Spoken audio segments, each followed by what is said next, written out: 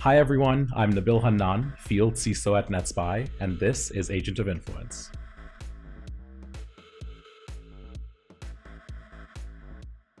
Today, Buchi Reddy joins us to talk about API security and in particular proactive API security practices. Buchi, really excited to have you with us today. Yeah, thank you, Nabil. Super excited to be here. Thanks for the opportunity. Let's start. Maybe tell us a little bit about where you are today professionally. Yeah, I've been in the Valley for the last 10 plus years. My background is engineering. I started as an engineer and built several products. Especially last dozen years, I've been in the space of building application performance monitoring systems, distributed tracing systems, and last 5 plus years in the API security. Started Levo as a co-founder and CEO about 3 years ago, and we are at a phase where we got some initial great logos, and we are at the scaling phase. So an engineer who turned into a founder and CEO and going through the learning journey of like building the first company and trying to sell. Well, you're braver than me, but that's why you're probably going to do better than me in life. So that's great. Let's start off maybe by talking a little bit about where we are from a current state of API security today. It's a concept and term we hear about all the time. Everyone seems to be trying to figure out what to do. So where are we truly in that API security journey? Yeah, great question, and I can definitely talk a lot about it because it's been 3 years since Levo is going, and when we started, we were very early, especially with the proactive. I know you guys talk a lot about proactive. The proactive API security, we were very early. I think the way I see some of the early adopters have been adopting API security. Now it is reaching that critical mass. We are almost coming to that inflection point where I don't need to educate. The education part is done. Most of the customers are actually looking to buy and adopt API security products.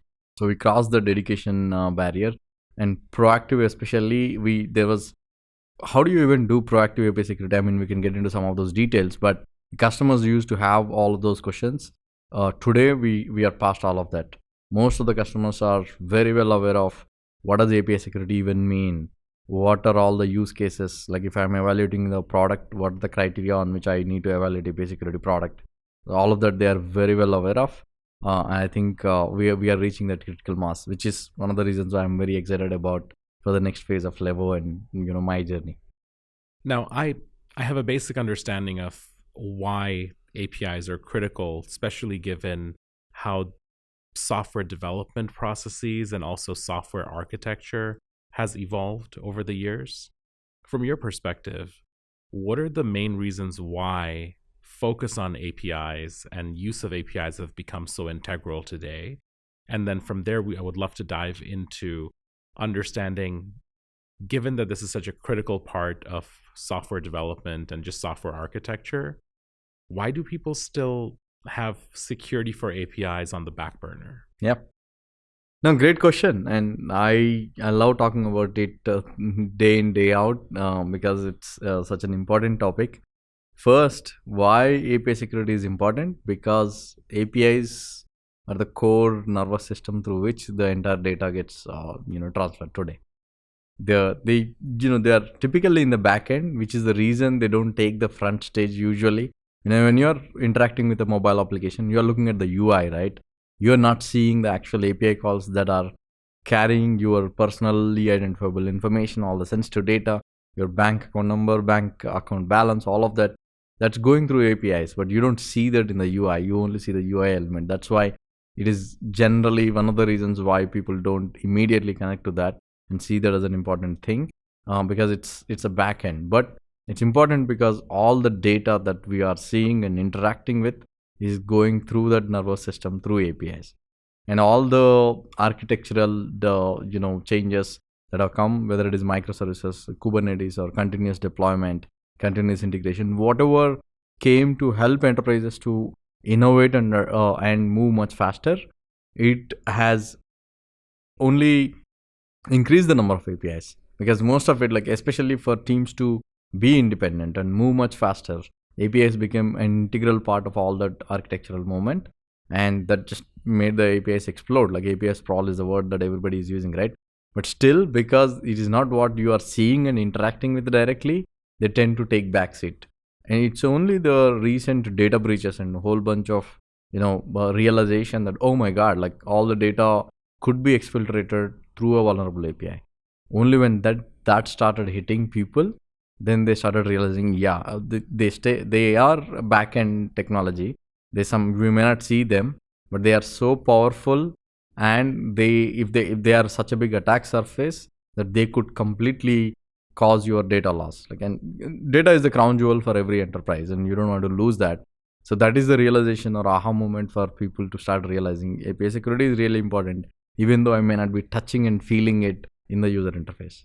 So I understand that there are the common application security concepts, controls that have to go into APIs themselves, right? Authentication, authorization, input validation, output. And we know there's a whole bunch of those that we have to do that are just basics of application security and software development today. Yeah. Now, there are different types of APIs out there. Are there any special or unique considerations that you have to think about based on the type of API that you may be using or implementing, and what are they? Yeah, absolutely. Yeah, I mean, first on, for the audience, what are the types of APIs there might be, right? Like there is generally REST APIs. Like, I mean, even REST APIs, there is several ways people implement. There is no one way to do it. Then there is recently the spec-based APIs, generally, like whether it is GraphQL or gRPC or some other kind of RPC. There is traditional SOAP. And how they take the data and how the validations are done change from API to API. So for example, like gRPC or any RPC FISI or any spec driven APIs FISI, the input validation probably is little less less of important, or maybe the some of the input validation is already happening, at least on the structure of the data that is coming in these is APIs compared to REST, for example, where you could be taking the entire blob of JSON and trying to feed it into the backend server. So yes, there are definitely differences. And even authentication, for example, gRPC provides even MTLS or much stronger authentication. It has provisions, whether you use it or not, again depends. But versus some of the other HTTP APIs, some of them purely depend on just session tokens. So it's a very wide topic. The spectrum is very broad. The API to API, because just depending on how it actually works, there are a lot of differences. Authentication, input validation, in general, like the rate limiting, and even those APIs, even if it is REST API, whether you implemented REST API with an API gateway versus without it, again, what you have to do changes a lot. So yeah, there is no one line answer, unfortunately. It changes from API type, but it is also not completely tied only to the API type. There are several other factors like how you deployed it, what technologies you are using, all of that also impact. So is there something that's unique about the challenges in the API security space that motivated you to start your company? And why did you choose that over so many other things that also need attention beyond just API security? Yeah, there are absolutely. So I mean, I was a founding engineer in a couple of companies prior to this. I was definitely already interested in excited about working in the companies. But what motivated me, I mean, safer digital world for future generation, right? I'm a dad myself, right? It's like if you think about it, you want your kids and next generation to be in a safer world, whether it is digitally or physically. To my earlier point, APIs are the nervous system through which your entire data is getting transmitted, and digitization wave is only picking up, and every day we are only moving more and more things to the digitization. The thought itself scares me sometimes. Like, there could be insecurities or vulnerabilities in these APIs which are dealing with the entire data, and that everything could be at risk. That thought. So when actually I landed on this problem firsthand in my experience. I was at AppDynamics, Cisco acquired AppDynamics, and I was leading a couple of engineering teams, and Cisco team came, hey, you're now Cisco. Your software better be secure because you're not like a small company anymore. You're a big company, and our brand and reputation will be at stake. It's like I volunteered to be the first team to go under the Cisco security scrutiny, and I was like, I was learning several things, but I quickly started understanding that there is the security domain is like lagging behind by 5 years, and some of the things seemed very basic, and why are they not done yet? And API security was one of them. Like, I still remember the security team coming and asking, like, do you use authentication for this? And and how strong authentication and all this. So I saw that as a first time. And then when I started working in the API security domain, I saw that the problem was not solved proactively. It is reactive. Most of the solutions were just promising that, okay, I'm going to sit in production and I'll try to block the attacks. When you can actually do a lot of things before you even put the application in production, why wait until last minute and try to give that? And worst thing is that won't address the root cause, some of these reactive solutions. So that's what prompted me basically, hey, like there's such a big gap. When I dig deeper, there were some technical challenges. So I understood that there is a reason why it was not solved already. And when I had the confidence that me and my team can solve some of these technical challenges because of which this wasn't made a reality, I jumped on it. I know the gap. I know we can solve it. What else you need? Do you have a favorite API security related breach, and why is it your favorite? Oh, there's quite a lot. I mean, AT&T is frequently in the news. Like, I mean, I generally don't tend to take any names, company names, because generally, like, ambulance chaser is a word people say, right? I don't want to be, but it's like most of the consumer facing, because the number that immediately catches attention is like 300 million people's information is out there. Or if it is any telecom, you say, oh, 100 million people's phone numbers and PI and address is out there. So typically those catch my attention, but generally I am a big like, I mean, even this, if you take latest CrowdStrike instance, right? You can say that, oh, they messed up and all these things, but you have to be practical. Like, CrowdStrike is a reputed company. They try to do their best in spite of that it happened. So I'm in that bucket where when some data breach happens, obviously you have to learn and you have to do the best, but I don't try to make that a show. So I don't have one favorite.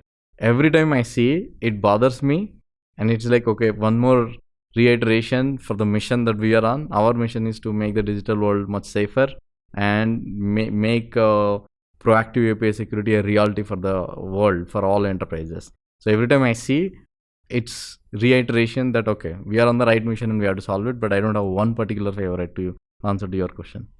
What advice would you give engineering organization or a development organization on how to start building security into APIs earlier and actually build security in versus trying to bolt security on at a later time?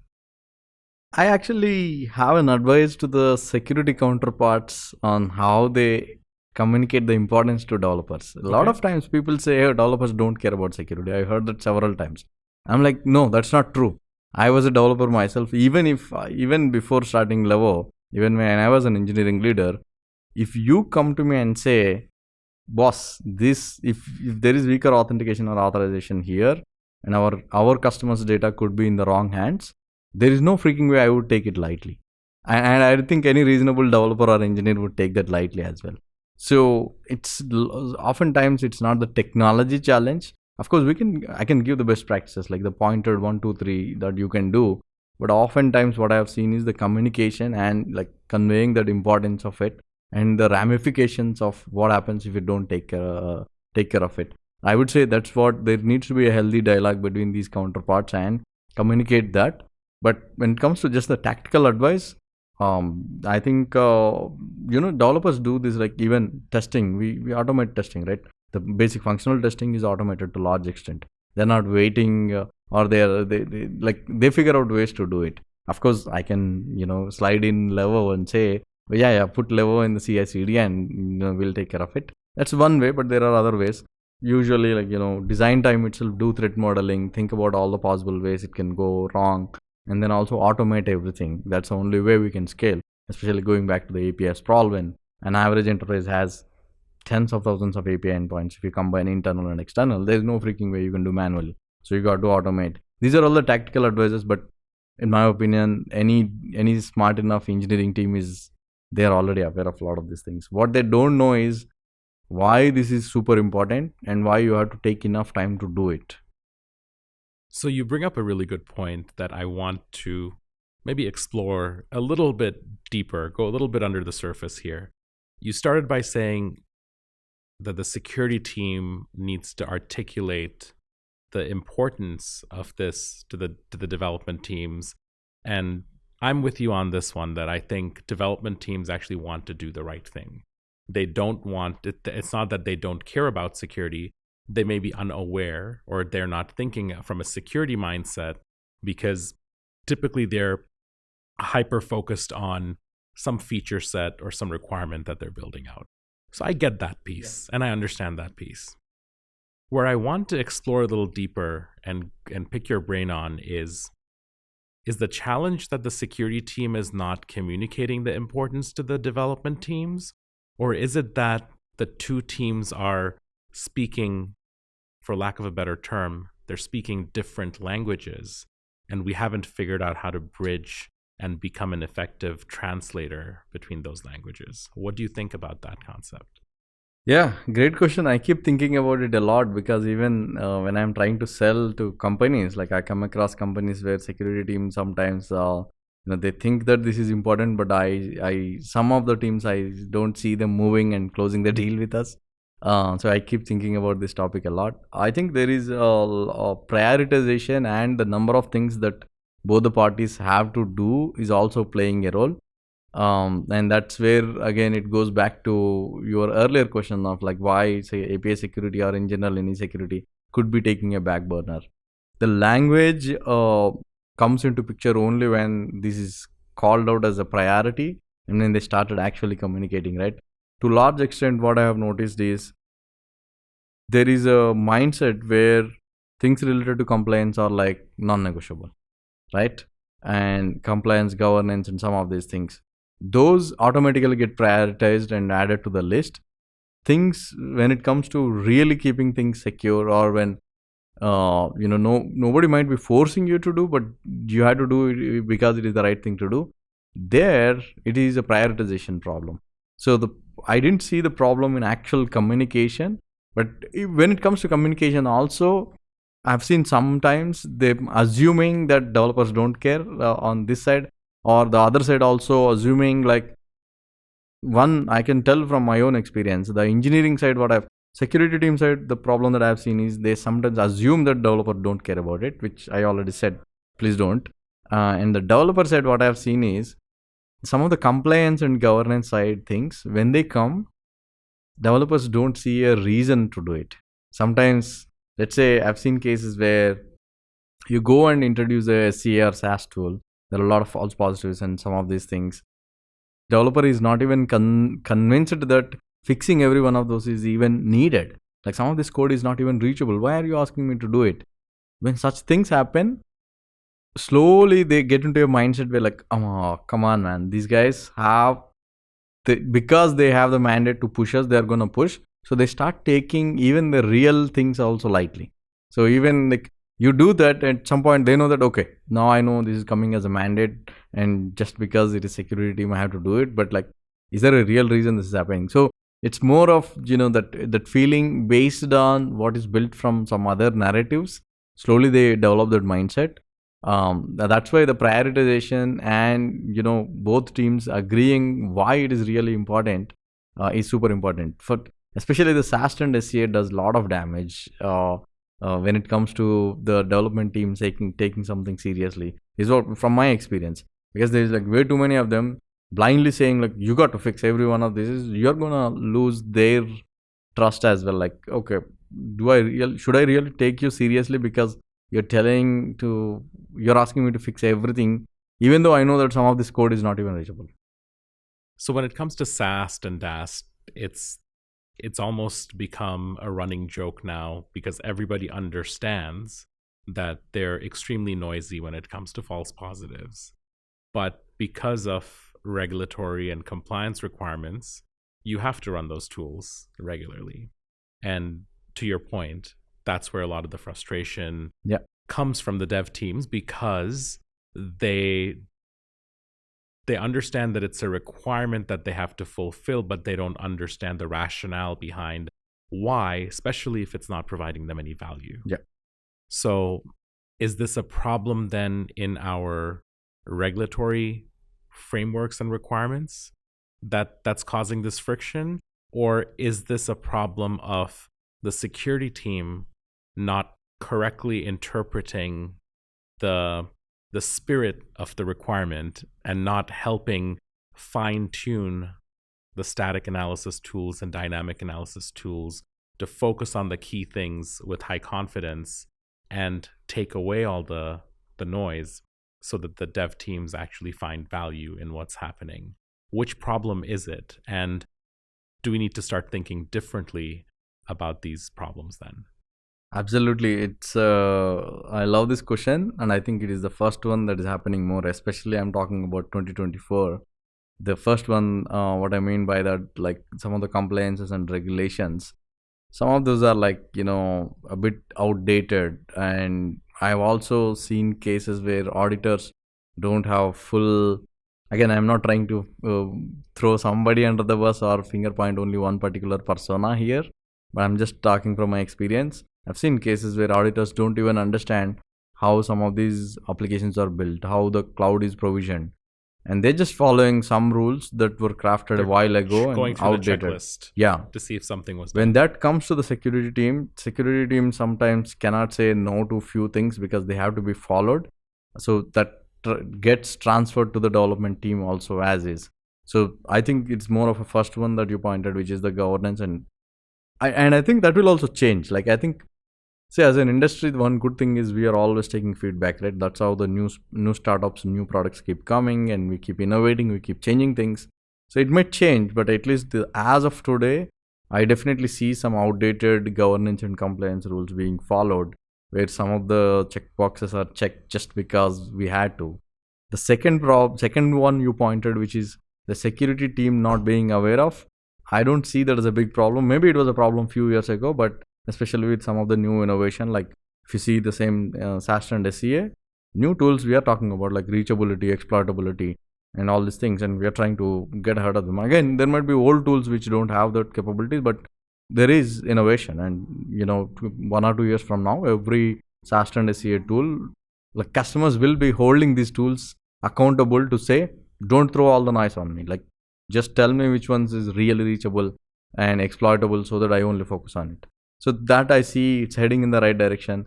Even like, some of the tech that we built is actually useful for that exploitability. For example, like one of the things that we promise to our customers is like every vulnerability that we report is already exploited.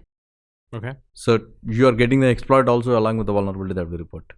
So, and I see similar sentiment with some of the new age SCA tools and all. There's evidence that this is exploitable, and right. This is why we're not just guessing, or we're not looking at a pattern and just throwing up a flag. We're actually testing.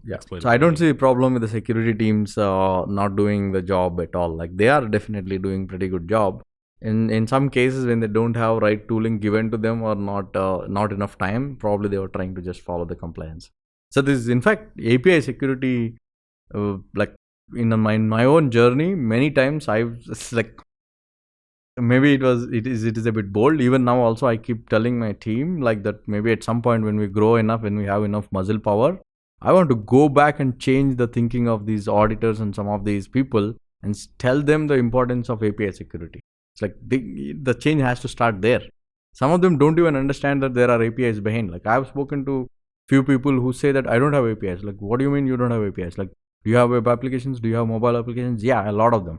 What are they doing? Like, how are they even working? They think that just because they don't have a clearly documented API that is given for somebody else to build on top, they don't have APIs, like, which is completely wrong. Technically, every one of your client-facing web applications and mobile applications is calling APIs. That in itself is a big problem. And if you go to auditors, they're like even behind on some of these things. So, great point, and I personally want to invest a lot in that area in future. So when I think of security and things like efficiency or usability, etc., they're often, if not always, opposing forces. They're actually fighting against each other. Yeah. So what advice would you have on how to balance security versus efficiency, especially when it comes to building out APIs? Yeah, so I think so that's where some of the tooling matters. We should not be too rigid. I think that So I understand. So on one hand, if you want practices to be followed by everybody, it's easier if you say like this is how it works, 0 or 1. But on the other hand, that's what introduces rigidity and slows down things. I think a better middle ground is to come up with tooling that is smart enough about some of these things. Let's take simple example, right? If you have a tool that's gonna break a build when there are vulnerabilities, if the tool is not smart enough to detect if it is a newly introduced vulnerability, the severity, the exploitability, then you can actually implement it in a much practical way where you break the build only when it is like of enough severity and all these things.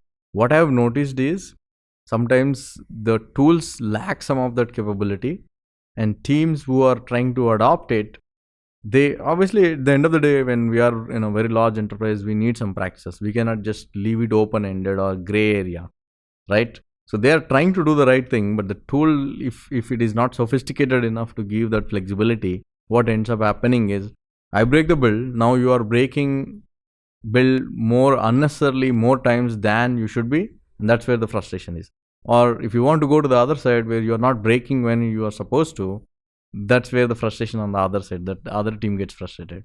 So to large extent, tooling is the suggestion that I would give. So evaluate your tools correctly, make the requirements to vendors correctly, and if you get the good tooling, and otherwise I think the culture of every company is a little snowflake in itself. There is no one size. You have to do what works. But most of the times, tools that are giving enough information but passive are not going to work in only one way. Give a lot of flexibility is a way. Like apply to API security. For example, when we are running security tests and all of these things, we give the flexibility to the customer. We are not dictating one approach where I'm always going to block or not. They can define all these things on their own. Depending on where you land in the spectrum as a company, depending on the maturity, you can choose which fits best for you. A common problem in a lot of organizations I talk to today around APIs is less about security, but more about discovery and inventory. Yeah. Why is that so challenging? And are there certain steps we've taken that is making that easier today? And more importantly, why has it taken so long to build this? Oh my God, like this is exactly what I was telling myself when I was about to start this company. It's like I have been building APIs for like almost 10 plus years by the time I started this company, and I was like, this can't be true. Like, don't tell me there is no API security solution now, because I myself have been building APIs for 10 plus years. But indeed, that was the case. Why? Because it touches on some of the things that I said. You mentioned about API types, right? One, there is diversity with respect to what kind of frameworks, what kind of tools are used by development teams to build APIs, how they are implemented and all. And more importantly, the documentation. Like when we moved away from waterfall model to the agile model, emphasis was on delivering and innovating faster. And we were not documenting like you used to do in the waterfall model. Mostly, in the API world, basically you say there is a spec first or design first process. There is code first process. In the code first process, you are just implementing the API. You are not even writing API documentation. I have a mentor who used to joke about that, and he used to say that if you don't have documentation, then you can't be wrong. Yes. So we started writing code before we started documenting it, Yeah. and that's getting us in trouble today. Yeah. So that's the crux of the problem. That's what happens a lot. And as developers, especially not just developers in general, people are not super interested to do something that may not be consumed, whether it is API documentation or anything. So to be very frank, now because API security has become important, now we are saying API documentation is needed, but there were not many other use cases for API documentation to large extent. Also, the way the two pizza teams, whatever, in general, what happens is there's only certain set of people who are working on these APIs, especially on the development side. Oftentimes, they just fire up the IDE and see the code, so they don't need to ask. So, because of all these reasons, basically, there is no documentation. And now I'll quote one of our customers who said, APIs grow like mushrooms in my company. They exactly grow like mushrooms, that crazily. So now you are dealing with a problem where nothing is documented and they're growing like mushrooms. That's what causes the API sprawl or API discovery problem. Nobody knows the full, the full spectrum of like how many APIs we have. And I know the answer to this question from every customer, but I still ask this. We open the call with, do you know how many APIs you have? Not because I don't know the answer. I just want them to admit that they don't know it, right? 100%. Nobody knows how many they have, and then like what kind of data they are dealing with and all these things. So discovery is a huge part of API security problem in general. And combining this with how you write your APIs, how you run your applications, where do you deploy them, how do you deploy them is different from company to company. That's what makes it a very challenging and interesting problem, that nobody has API documentation, and that has given opportunity or like created a space where somebody had to come up with a solution. And we came up with such solution, and several API security products came up with solutions to solve this problem. I think there's one other thing that you didn't mention, but it's equally important.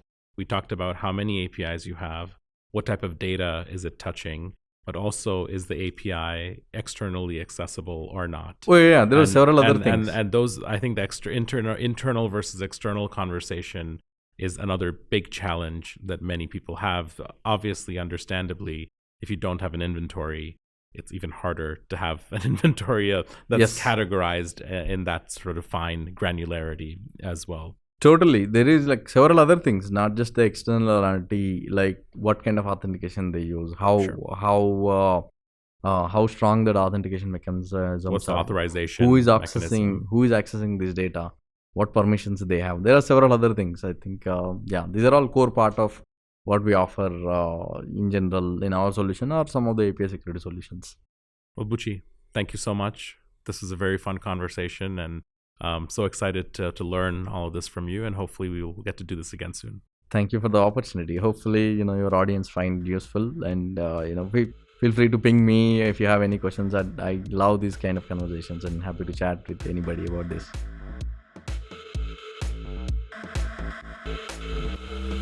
Thank you for joining us today. You can find more episodes on YouTube or wherever you listen to podcasts, as well as at netspy.com/agent of influence. If you want to be a guest or want to recommend someone, then please reach out to us at podcast@netspy.com. And as always, stay proactive, my friends.